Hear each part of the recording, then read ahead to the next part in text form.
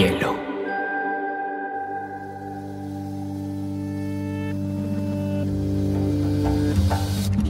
Coincide con la noción de estilo tal como se define en el diccionario. La lectura debe ser una de las formas de la felicidad y no se puede obligar a nadie a ser feliz.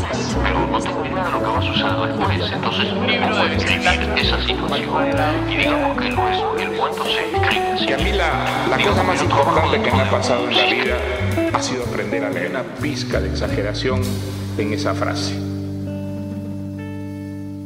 Estamos en un nuevo episodio. Hoy tengo una invitada súper especial que tiene una carrera además brillante absolutamente en la política. Es abogada de la Universidad Javeriana y pues ha hecho una de las carreras políticas más interesantes en Colombia. Fue senadora, fue ministra, mejor dicho, pasó por todos los eslabones y no solamente es eso, es escritora y una gran lectora. Hoy en día pues nuestra invitada es Gina Parodi y es una de las grandes influenciadoras de literatura en Colombia. Gina, qué rico tenerte en Biblioteca Personal. María José, para mí es un placer, qué honor además estar en Biblioteca Personal. Muchísimas gracias, Gina. Gina, quiero que arranquemos por tus inicios como lectora. ¿Cuándo empezaste a leer? Pues desde pequeña. Yo creo que ese es un hábito que se cultiva desde niña. Y sin duda tengo como un episodio, más bien un capítulo, porque fue un año en que tuve una profesora de literatura en el colegio que yo creo que a muchas nos marcó. Yo estudiaba en un colegio de monjas, se llama El Sagrado Corazón. Qué susto. Con respeto, mentira. Sí, te entiendo. Y cuando uno llegaba en mi época era todavía sexto bachillerato, que hoy es grado 11, como que el coco de las materias era literatura, porque era la monja que era rectora y había que leerse los clásicos y aprenderse cosas de memoria. Y yo dije, bueno, vamos a ver qué tal me va en esto, y resulta que a mí me fascinó. Yo me acuerdo que dejé la materia en 5, que además yo tenía fama de un poco indisciplinada en el colegio y pues ella no sabía que yo era buena estudiante, solo conocía como esa parte que no era tan buena en disciplina, y ella había quedado aterrada porque me había ido súper bien en su materia, y creo que para mí fue determinante la clase de literatura de la Madre Lucía. Seguramente las exalumnas del colegio la conocen, pero fue introducirte a este mundo de la Ilíada, la Odisea, la Eneida, muy jóvenes. Y yo creo que desde ahí aprendí a que había mundos distintos y de pronto tan reales como los nuestros. Y desde ahí te diría yo.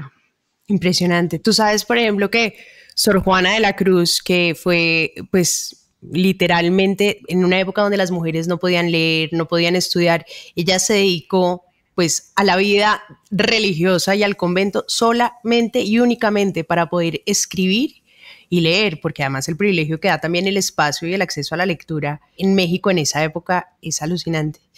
¿Recuerdas algún texto, además de la Ilíada, algún momento específico de la clase que te marcara con la profesora Lucía? Pues los exámenes. Porque los exámenes, hablando de Sor Juana Inés, quienes tengan interés y está exactamente lo que tú dices, está en un ensayo gigante de Octavio Paz, que es muy bueno, que se llama Sor Juana Inés de la Cruz o las trampas de la fe. Así que a los que nos estén oyendo y les guste Sor Juana o tengan interés o les guste Octavio Paz, pues este es un súper ensayo. Los exámenes eran difíciles porque yo recuerdo que fue la primera vez que comencé también el hábito de estudiar muy temprano, porque me di cuenta que eran muchas cosas de memoria, te hacía aprenderte los personajes que hacía la trama y era memoria, mucho más que análisis, tengo que decirlo, era memoria y había que estudiar muchísimo. Ahí cogí el hábito de estudiar y ahora trabajar por las mañanas y no trasnochar. Entonces, ¿me acuerdo de algo? Uy, sí, los exámenes eran dificilísimos. Oye, ¿tú marcas los libros? ¿Tú los estudias cuando los lees? Me encanta marcar los libros, sí. Me encanta marcar y me encanta volver a eso que marqué, a esa frase que a veces digo, ¿por qué marqué esto? ¿En qué estaba pensando en ese momento? ¿No? Reflejan, si uno va a ver los libros que leyó hace un rato y mira las marcas, esto porque fue, claro, hay cosas espectaculares siempre, pero hay veces que uno marca cosas dependiendo del momento que está viviendo. Y eso me pasa algunas veces, pero sí, los marco, me gusta, siempre tengo un esfero casi siempre rojo además, pero si no cualquiera. Y tengo cositas con las que no marco. Post-its. Siempre tengo a la mano. Sí, siempre tengo a la mano. Bueno, y entonces empezaste a leer estos clásicos, la Ilíada, la Odisea, ¿y qué otros libros recuerdas como de tu adolescencia que te hayan marcado particularmente? Como hay una frase muy bonita que la llaman como La Noche del Asombro, que es ese libro que por primera vez te mete en ese mundo, en ese universo, te deja totalmente absorbido, y lo llaman así porque es el descubrimiento literario que uno tiene por dentro, ¿no? Para mí... y supongo que en eso me asemejo mucho a muchos colombianos, fue 100 años de soledad.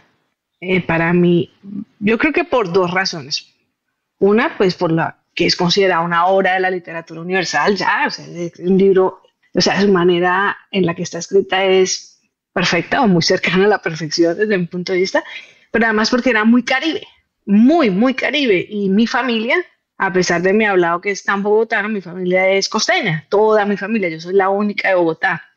Entonces, para mí todas las historias no eran tan ajenas, sino era escuchar a mi mamá hablando, por ejemplo, que es una gran narradora oral. Así que ese libro para mí, a mí me marcó, y por eso te decía este mundo de la literatura que es tan real. Para mí 100 años de soledad, aunque para muchos sea bastante irreal, sobre todo supongo que para los extranjeros, para las personas del Caribe, es como cuando vas a España y dices, esto es Almodóvar, de alguna manera. Yo creo que ir al Caribe colombiano es muy cercano a García Márquez, entonces fue un libro que me marcó por lo bellamente escrito, pero por lo Caribe, es un libro Caribe. Bueno, ¿y cuál es tu personaje favorito de 100 años de soledad? Úrsula.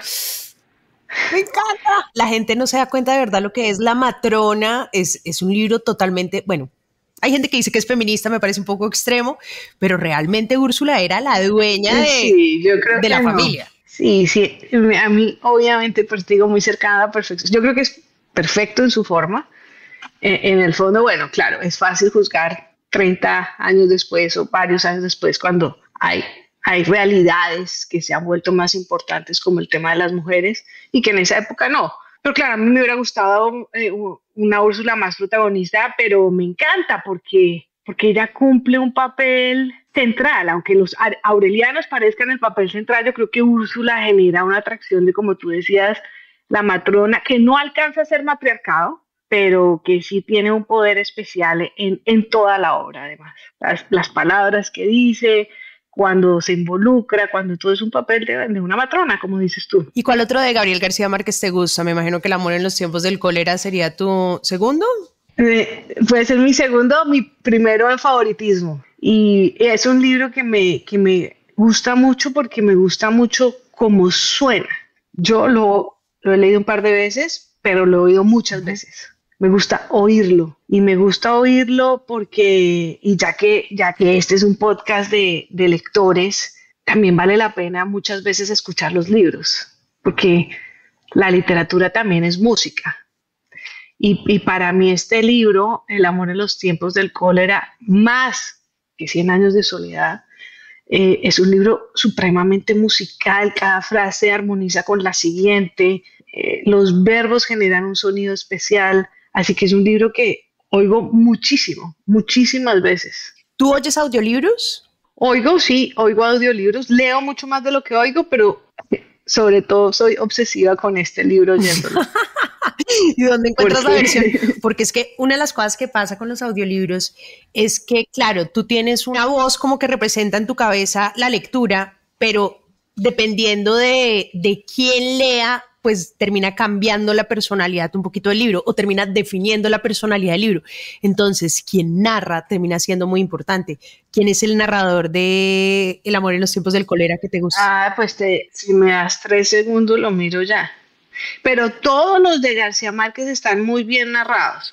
No sé si es la misma persona siempre. Héctor Almenara.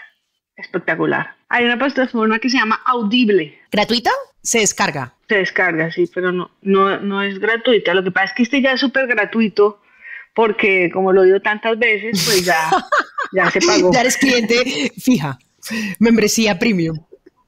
Sí, no, se los recomiendo. No sé por qué es un libro, bueno, yo tengo varias obsesiones, pero una es escuchar El amor en los tiempos del cólera. Es casi como Yo música. siempre he pensado que uno tiene un Florentino Ariza en el corazón. Y una amiga me decía, ¿qué van a decir? Que eso es un libro de amor, eso es un libro de desamor, es la peor tusa, el man más rechazado, no le para bola sino al final, mejor dicho, es como el fracaso del amor. Y uno dice, bueno, es una lectura, puede ser. Es una lectura, sí. Otra es que vino ese final. ¿Qué opinas del último libro tan polémico, tan polémico? A mí me gustó mucho. ¿Sí? A mí me gustó mucho, me gustó la historia, me gustó la forma. Ahora, ¿es el mejor libro de Gabo? Tal vez no. ¿Es Gabo? 100%. Es una historia que solo se le ocurre a él, 100%. A mí me gustó, me divirtió, me gustó que lo hubieran publicado, me pareció una decisión muy acertada. Y me encanta que hoy lo podamos tener los lectores y así sea. O sea, qué rico tener un libro póstumo de uno de los grandes de la literatura, no solo de Colombia, sino del mundo. ¿A ti cómo te pareció? Mira, nos vemos en agosto, me pareció muy interesante en términos creativos, sobre todo por una mirada de la mujer de Gabo. Yo nunca había visto una mujer que fuera dueña de su sexualidad. Totalmente de acuerdo. Dueña de su libertad. Es una mujer que, hombre, se va una vez al año a una isla a buscar un amante y a comérselo y a solo disfrutar su sexualidad y no está buscando nada más que eso. Y uno dice, uy, pucha, qué berraquera quitarse de la cabeza como ese sesgo femenino de que la mujer tiene que casarse y tener hijos y no sé quién, no sé cuánto. Es una mujer diferente y ella siente la culpa católica, apostólica, y le dice a la hija que es una perra porque se ve reflejada con ella. Bueno, puta, no me acuerdo la palabra. Pero fíjate que tal vez eso es lo que a mí me parece tan grande del libro. Creo que tú lo pusiste en palabras muy adecuadas y es Gabo escribiendo eso cuando pues no es la mata de esta libertad de la mujer, ¿no? No me parece que sus libros tengan esto que tiene este último libro y por eso creo que además es muy actual. Claro, sí, total. Ahora, no necesariamente los libros tienen que tener una postura, por así decirlo, política, sino también ser como la representación de una realidad. Lo que pasa es que las mujeres, sobre todo en estas sociedades conservadoras, siempre hemos estado sometidas a ciertas versiones de qué es ser mujer y cómo tiene que ser una mujer comportarse socialmente. Entonces, claro, es como que esa mirada de los autores, o sea, lo que piensan los personajes no necesariamente es lo que piensan los autores. Los personajes simplemente pueden ser una representación de la realidad, pero como dices tú, eso me parece muy genial de él. Tiene unas frases además así súper ganadoras, esa parte de la culpa del personaje y la protagonista cuando empieza a celar a su marido porque cree que es él el que le pone los cachos, cuando en realidad es ella la que se portó mal. O sea, como que tiene unas cosas humanas que uno dice espectacular. Y se lee en bombas. Se lee así como en una hora y pico y de verdad me gusta más que hubiera cerrado el ciclo con este libro que, por ejemplo, con Memorias de mis putas tristes, por ejemplo. Claro. Me parece que a mí me gustó, se lee rápido, es muy creativo, la historia es fascinante, el protagonismo de la mujer me gusta mucho y comparto contigo, no lo que dicen ni piensan los protagonistas, es lo que piensa y dice el autor, pero creo que es el libro en que más protagonismo adquiere la mujer. Así en 100 años de soledad nos guste muchísimo Úrsula, pues le falta protagonismo, si uno quisiera evaluarlo frente a este último. Hay uno que me traumatizó chiquita, me acuerdo que estaba como en la finca, me acuerdo que estaba en la biblioteca de mi abuelo y yo cogí el libro que era Cándida Heréndida y su abuela desalmada. Y mi abuelo casi me mata, él era como, no sé, como fundador del Opus Dei o alguna cosa así como que súper mega católico, que iba todos los días a mí. Muy similar a estudiar en el Sagrado Corazón. Lo mismo. No, a mí me obligaban a ir a misa hasta los 15 años, que mi abuelo me dijo, ya puedes tomar la decisión si quieres ir a misa o no, y nunca volví. Pero, obviamente cuando cogí Cándida Heréndida, me tocaba después robármelo cuando él hacía la siesta, porque obvio lo quería leer. Y es claro, es como que uno no se imagina una historia de de prostitución, además una abuela que prostituye a su nieta y la explota. El título es perfecto. Pero es de un fuerte y de un bien narrado que uno dice, fue pucha, qué capacidad de este personaje de crear historias tan impactantes. Ese libro, hace muchos años, o sea, si digo muchos pueden ser 35, lo presentaron en Colombia, me acuerdo, en el Teatro La Candelaria. Puede ser más de 30 años. Sí, bueno, como 35 años. No me acuerdo quiénes eran las protagonistas, los personajes, quienes hicieron los personajes, pero fue tan bien hecha la Cándida Heréndida y su abuela desalmada. Recuerdo que fui con mi mamá y sí, de pronto mi mamá también se arrepintió de haberme llevado, pero una representación perfecta del libro de García Márquez y creo que es una de esas historias fascinantes de él. O sea, no, ese es innegable. La genialidad, ¿no? Total. Bueno, Gina, tú estudiaste Derecho, cuéntanos un poquito también como esa mezcla entre tu vida política y la lectura. Una de las cosas que más me gustó de haber estudiado Derecho es que pues, te obliga a leer, digamos, la comprensión de lectura, que es algo que yo siento que en Colombia de pronto nos falta bastante y que se requiere para todos. Si tú quieres saber matemáticas, necesitas saber leer también. Me gustó mucho la posibilidad de leer, me gustó mucho que mi entorno leía y eso para mí pues siguió cultivando un hábito de la lectura. Uh-huh. Como todos los hábitos se puede perder. El derecho, en mi caso, y creo que en la mayoría de casos, mantiene un hábito de la lectura. Me gustó muchísimo poder seguir cultivando. Cuando miro retrospectivamente, siento que al haber estudiado derecho fue algo que mantuvo mi hábito para leer. Uh-huh.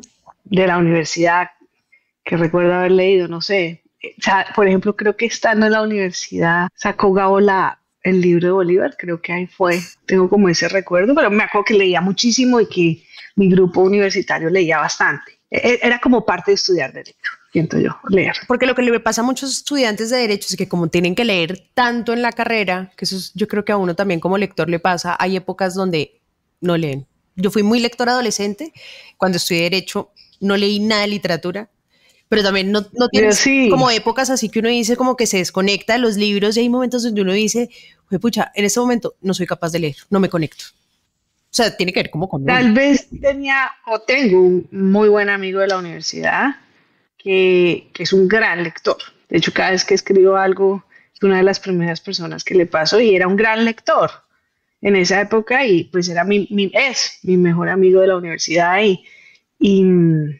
y tal vez esa conexión ha hecho que siempre leamos. Claro. Porque yo creo que también, no necesariamente el entorno influye, pero obviamente si tienes un amigo que lee mucho y que, por ejemplo, él me enseñó a mí a no acostarme sin antes haber leído algo, lo que sea, como duérmete leyendo. Que es algo que sí, como que llego a mi cama y digo, pues siempre tengo un libro al lado. Uh-huh. Y creo que fue con él. Entonces, seguramente el haber hecho mi carrera con Mauricio al lado sirvió mucho para mantener ese hábito y ese gusto por la lectura. Y leo de todo. Leo literatura y leo de todo. Lo que se atraviese lo leo. Sí, hasta la caja del cereal. Sí, leo. Como dice una amiga, yo a ese autor le leo hasta la lista del mercado. Parece buenísimo. Sí, sí, leo de todo y creo que eso también te da derecho, que el derecho te obliga a leer un poco de todo.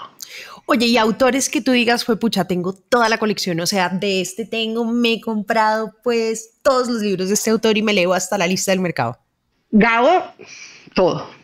Diría que me falta, o sea, no me imagino que me puede faltar de Gabo y he leído todo y además he leído varias veces varios de sus libros. Uh-huh. Y como te digo, tengo una obsesión específica por El amor en los tiempos del cólera desde hace varios años ya. Total.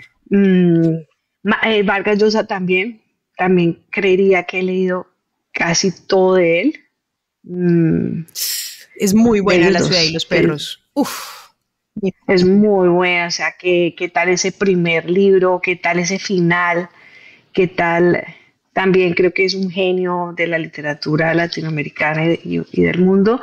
Un estilo muy distinto, un uso de palabras muy distinto, un uso de adjetivos muy distinto, pero también creo que es un autor que vale la pena y además un autor que también escribe sobre cómo escribir.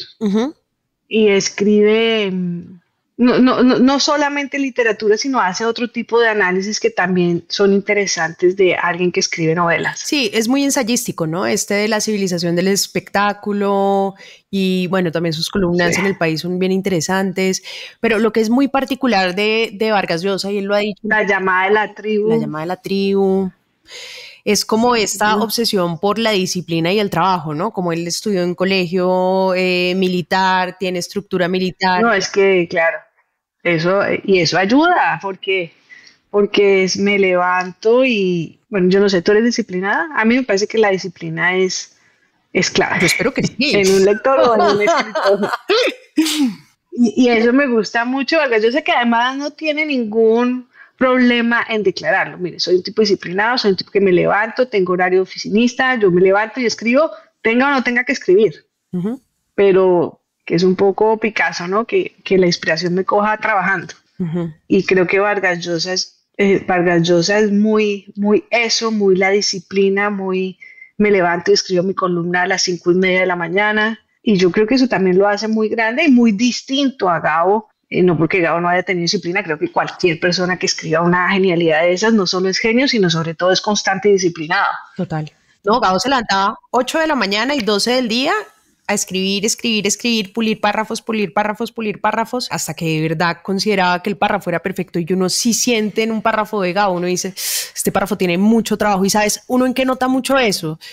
Vargas Llosa tiene unos libros espectaculares, pero no hay frases que tú digas, sobre todo de las novelas, que tú digas memorable. O sea, te aseguro que no te sabes ninguna frase de La ciudad y los perros que uno diga, esa frase es espectacular. De pronto los ensayos. Eso es cierto. Eso es cierto. Pero como te digo, creo que es otro estilo, creo que también tiene una corrección del lenguaje, lo que pasa es que es una corrección del lenguaje distinto. Creo que García Márquez, y de ahí considero que es la importancia del sonido de sus obras, pues es como cuando lees a García Lorca, que aparentemente, pues tú dices, esto suena tan bonito, y esto suena tan bonito es porque tiene un trabajo técnico absolutamente espectacular detrás, y creo que en ese sentido los dos son muy iguales, ¿no? Total. Cuando tú lees y sientes esta música en Gabo, pues no es una música que apareció ahí, no es un ritmo casual, es un ritmo que él buscó y que él encontró, y que sí considero que solo está en sus textos. Bueno, yo te quiero hacer una pregunta hace mucho tiempo. ¿Cómo te formaron los libros para la vida, además la vida tan difícil política de este país tan loco? Han sido mi escape, han sido un escape. No sé si un refugio, pero sí un escape. Porque tú abres un libro y entras a un universo. Y entras a un universo que te gusta. La política tiene la virtud de que, bien hecha, transforma muchísimas vidas, pero también, yo creo que siempre, pero pues hoy en día también hay un juego sucio muy feo, para no explayarnos en política. Y eso no es fácil de aguantar y soportar. Entonces, para mí leer durante mi vida política siempre fue como una alegría. Compartía siempre con las personas que trabajaba, bueno, que están leyendo, que estamos leyendo, que el libro les parece importante. Siempre tenía algo que me hubiera marcado porque me parecía que eso nutría mucho la parte feliz de mi vida y la parte que no me agotaba. ¿Sí? Es como un alimento para el alma, literalmente, cuando tú estás en situaciones de tanto estrés como creo que ocasiona la política. Cuando lees es un momento de relajación, es como hacer ejercicio, pero aquí haces un ejercicio no físico sino intelectual, de relajación, y eso para mí fue la literatura en ese momento. Gina, digamos que yo creo que de todas formas para una mujer escoger una vida política, escoger una vida pública, escoger una mirada también como diferente de ser socialmente. ¿Hay algunas autoras, autores que tú dijeras, esto me formó y fui capaz como de salirme del molde y vivir una vida totalmente valiente? Porque es que te digo, ser mujer política, yo no me atrevería. Eso ya me parece mucha valentía. Yo creo que hay un libro importante para mí en ese sentido que es Orlando. De Virginia Woolf. Ajá. Ese es un libro como que yo digo, al que también acudo mucho. Es un libro que se puede leer muchas veces, como se puede leer Cien años de soledad. Pero creo que es como de esos libros que te abren puertas al universo, ¿no? A decirte, el mundo es mucho más grande que su mundo. Es más, su mundo es muy chiquito dentro del mundo. Y yo creo que en ese sentido, cuando tú decías que la literatura abre o te vuelve más progresista, lo que te muestra es que tu mundo es mínimo, claro, es microscópico, que hay un mundo gigante, muy importante, que hay personas distintas, muy valiosas, que tú eres uno más con algunos semejantes y otros distintos a ti, que cada personaje y por lo tanto cada persona en el mundo tiene una manera de pensar y de verse, y que todo es válido, y que esa es la riqueza. Me parece que Orlando es un mundo que muestra la diversidad y que abre muchísimas puertas al universo, claro, a la importancia de ser diferentes, pero a la importancia de ser validados dentro de una sociedad. Yo creo que en el fondo ese es Orlando. Yo siempre he pensado mucho lo brillante que tuvo, bueno, más que brillante, lo impresionante que es ser una mujer como tanto Simone de Beauvoir o Virginia Woolf, que en un contexto determinado, con unas reglas sociales determinadas, fueron capaces de pensar ideas originales. Y yo decía, ¿cómo hacían si no tenían tanto acceso ni a la universidad, ni digamos a la academia pura? Bueno, las dos tuvieron acceso a la universidad, pero eran como casos específicos. Pero fue pucha, uno ser capaz de escribir una habitación propia, ser capaz de entender el patriarcado, ser capaz de entender cuál era el rol o cómo se había construido la desigualdad entre los géneros y cómo nos habían cerrado, bueno, ya Simone de Beauvoir, cómo nos habían cerrado como en esta línea de género y de sexo. En esa época, eso solamente lo pueden formar los libros, esas reflexiones, eso, yo no sé, ¿tú te leíste una habitación propia? No me he leído una habitación propia, pero la anoto ya en mi lista. ¿Qué? No te puedo... Estaba pensando... No, es te la voy a regalar. Pero además te voy a regalar una versión en español, bueno, que es demasiado espectacular. Pero te voy a decir, la versión anotada de Fera, uno se muere. Mejor aún, la espero con ansias. Es impresionante porque lo que hace Virginia Woolf es que coge un personaje ficticio y es una mujer que tiene que escribir un artículo sobre las mujeres en la literatura. Y ella entra a un sitio que es Oxford, pero le pone otro nombre, o Harvard y es otro nombre, y empieza a identificar por qué las mujeres no eran escritoras y empieza a deconstruir socialmente cuál era el rol, tanto de los espacios de los hombres como los espacios de las mujeres. Y las reflexiones que hace sobre cómo de verdad se ha construido esa desigualdad, cómo se ha construido además ese machismo específico y esa construcción patriarcal de formas con ejemplos específicos, con analogías claras. No, o sea, me he perdido de algo, no sé por qué no lo tengo aquí como en mi lista de... Yo tampoco sé por qué no lo has leído. No, ya. O sea... Okay. Espero ese regalo. A leerte una habitación propia ya mismo. No, perfecto. Te decía que mientras hablabas también pensaba en lo importante que es como la gente que te rodea, ¿no? Para estimularte a leer y a ese mundo de la literatura.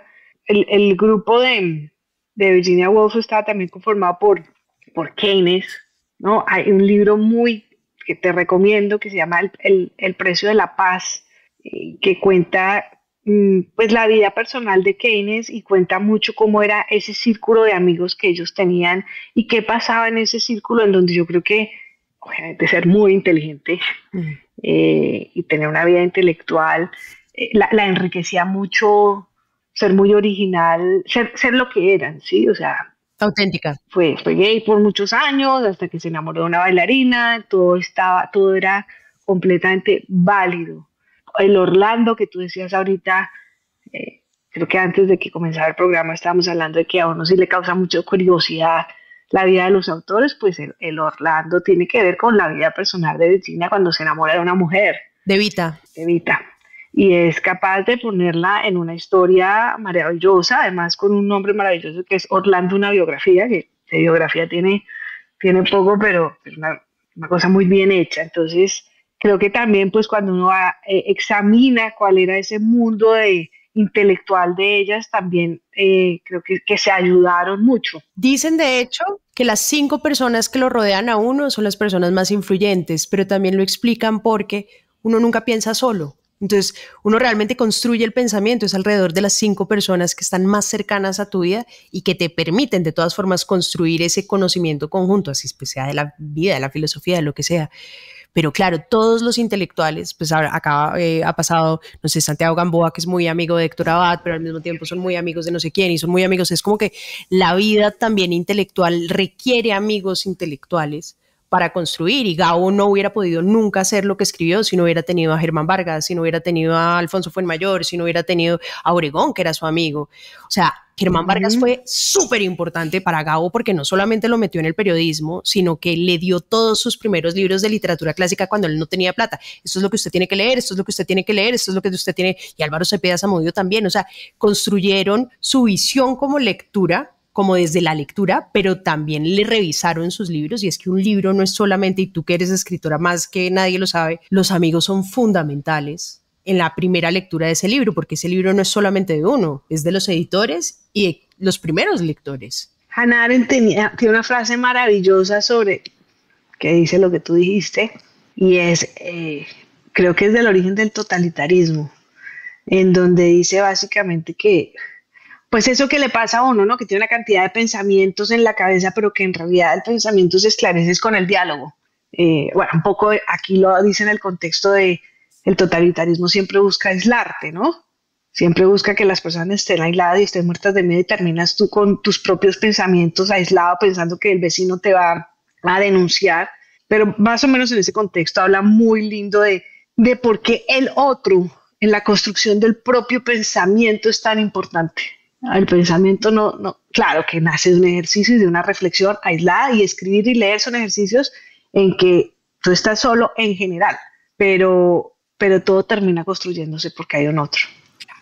Sí, es una idea muy poderosa. Bueno, Gina, ¿y qué más te gusta leer? Cuéntanos, ¿qué tiene la biblioteca de Gina Parodi? Últimamente mucha poesía, tiene mucha poesía, porque estoy escribiendo un libro en que hay una poeta, entonces estoy muy dedicada a la poesía. Me leí, por ejemplo, uno espectacular que me lo recomendó un amigo poeta, que se llama Antígona González de Sara Uribe. Uh-huh. Es un solo poema, en realidad fue hecho para una obra de teatro, para un monólogo, muy especial porque es de las desapariciones en México. Wow. Entonces, digamos que toma la Antígona clásica de Sófocles, pero pues la vuelve de hecho se llama Antígona González, ¿sí? O sea, mexicaniza el apellido, y a través de un solo poema, que como te digo, en realidad está hecho para una obra de teatro, pues cuenta todas esas desapariciones que ha habido en México. Así que es una de las cosas más espectaculares que he leído últimamente. Gina, ¿cómo fue ese salto de la política a ser promotora de lectura y escritora? Pues cuando me salí de la política, quise cumplir un sueño que tenía desde hacía muchos años, desde que tenía 20 y pico de años, que era hacer un doctorado. Y había aplicado varias veces, pero pues regresaba a la política, entonces nunca tomaba la decisión de dedicarme 5 años a estudiar, hasta que cuando ya terminé dije, bueno, no sé si es tarde, pero yo lo voy a hacer. Comencé a hacer un doctorado en economía. Pues yo soy abogada, entonces economía, digamos, suena como, uy, qué maravilla, porque pues voy a tener una formación integral, pero pues durísimo porque ya no tenía 20 años y era una nueva formación. No, total. Fue durísimo, además pues obviamente todo avanzado, entonces me tocaba aprender a programar en cosas que para mí eran dificilísimas, pero ya había dado el paso y lo quería terminar. Y en medio de todo esto, pues aparecían clases deliciosas que podía tomar sin crédito, digamos, obviamente no me las iban a dar para el doctorado, pero en las que podía ir, de Borges, de novela, de escritura, de poesía. Tomé unos cursos de poesía espectaculares, y yo comencé a sentir lo que hablamos al principio, y es que la literatura relaja intelectualmente. No solo enriquece, sino que relaja intelectualmente. Así, si tienes una tarde de programación, pues qué delicia 2 horas de Borges. Total. Y así comencé, y en algunos, en el de poesía comenzaron a decirnos, bueno, escriba. Comencé a escribir y comencé a escribir. Yo siempre he escrito en la vida. Lo que iba a decir siempre lo hacía, lo escribía, lo volvía a escribir hasta que estuviera perfecto. Así en las ocasiones que tuviera que hablar y no leer, siempre he tenido escrito lo que voy a decir. Y cuando menos pensé, tenía un portafolio de poesías, de cuentos cortos, de cosas escritas por mí interesantes, y ahí me animé y creo que conté con mucha suerte de tener una super editora en ese momento que se llama Carolina López, que es la esposa de Ricardo Silva. Entonces ahora hablas tú de los primeros lectores. Ricardo fue un primer lector y Carolina me ayudó muchísimo, y se fue abriendo un camino que en realidad pudo haber sido mi sueño en algún momento, cuando volvemos a esa monja del colegio que nos hacía leer y que a muchas nos gustó la Ilíada, la Odisea, la Eneida, y que era estudiar literatura. Pero pues sí, ahí creo que volví a ese sueño muchos años después, y estoy fascinada, y hoy le dedico muchísimo tiempo a leer y escribir y a terminar la tesis en economía, que no la he terminado. Ya estoy de un cacho. Espectacular. No, Gina, muchísimas gracias por este espacio. Qué delicia hablar de libros. Sigan a Gina, que está en redes sociales hablando también de lecturas, recomendando libros, y léanla. Muchísimas gracias, María José. Espero una habitación propia. Creo que es uno de los libros que se me ha escapado. Y muchas gracias por este programa que me has hecho, y muchas gracias por tener este programa en un país donde yo creo que la lectura nos irá transformando poco a poco como seres humanos. Espectacular. Gracias a ti.